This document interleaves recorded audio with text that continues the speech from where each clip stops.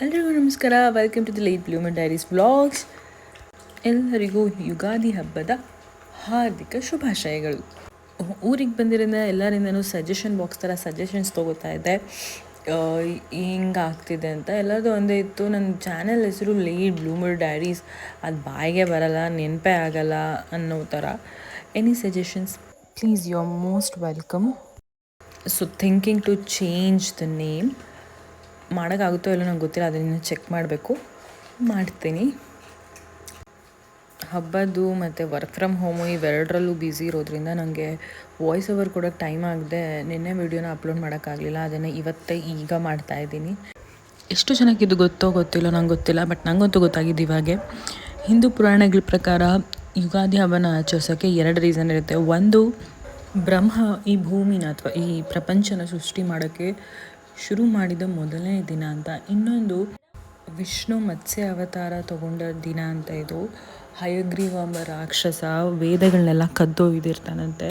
ಆ ವೇದಗಳನ್ನ ರಕ್ಷಿಸೋಕೆ, ಮತ್ತು ಮನು ಅಂದರೆ ಈ ಭೂಮಿ ಮೇಲಿರೋ ಮೊದಲನೇ ಮನುಷ್ಯ ಅಂತಾರಲ್ಲ, ಆ ಥರ ಅವನನ್ನು ರಕ್ಷಿಸೋಕ್ಕೆ ಮತ್ಸ್ಯ ಅವತಾರ ತಗೊಂಡಿದ್ದು ಆ ದಿನ ಅಂತ ಹೇಳ್ತಾರೆ.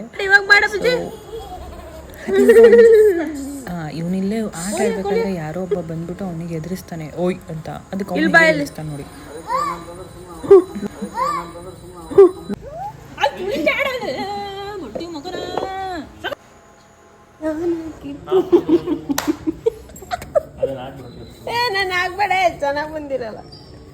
ಇಲ್ಲಿ ಮಧ್ಯೆ ಕಾಣ್ತಿರೋ ಚುಕ್ಕೆ ಹಾಕೋಕೆ ನಾನು ಅವಳಿಗೆ ಹೇಳಿದ್ದೆ. ಆ ಚುಕ್ಕೆಲೂ ಅಡ್ಡ ಬಿಡ್ಡಿ ಮಾಡಿಟ್ಟವಳೆ. ನಾನು ಎದ್ದೋಗಿದ್ದೆ ಏನಕ್ಕೂ ಅಂತ. ನಮ್ಮಪ್ಪ ಬಂದುಬಿಟ್ಟು ನಾನೇ ಹಾಕಿದ್ದು ಅಂದಾಗ ನಮ್ಮಪ್ಪ ನೀನು ಹಾಕಿರ್ತೀಯ ಅಂತ ನಕ್ಬಿಟ್ರು. ಹ್ಯಾಪಿ ಯುಗಾದಿ. ಎಣ್ಣೆ ಹಚ್ಕೊ ಹೋಗಿ ಬೇಗ.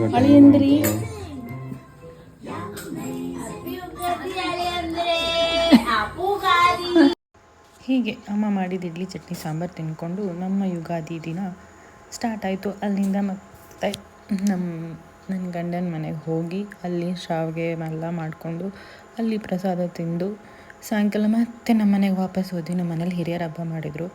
ಅದು ಕ್ಲಿಪ್ಪಿಂಗ್ಸ್ ಎಲ್ಲ ತೊಗೊಳಕ್ಕಾಗಲಿಲ್ಲ.